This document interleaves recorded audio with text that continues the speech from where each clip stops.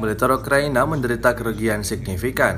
Pasukan Brigade Infanteri bermotor ke-57 yang sementara konsolidasi dan pemulihan tiba-tiba diserang Rusia. Brigade Infanteri bermotor ke-57 yang memulihkan kemampuan tempurnya di wilayah Chernigov dan tempat pelatihan senjata gabungan Goncharovskoye diserang.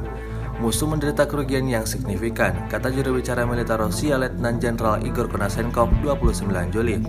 Secara total, 260 pesawat Ukraina dan 145 helikopter, 1.631 kendaraan udara tak berawak, angkatan bersenjata Ukraina dieliminir sejak 24 Februari. Juga 361 sistem rudal anti pesawat, 4.181 tank dan kendaraan tempur lapis baja lainnya, 768 sistem peluncuran roket ganda, 3.213 artileri dan mortir lapangan, serta 4.522 unit militer khusus dan kendaraan hancur selama operasi, kata Letjen Igor Konasenkov.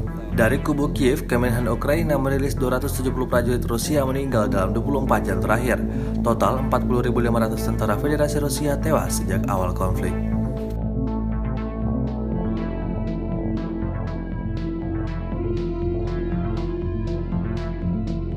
To Ukraine! Помогай!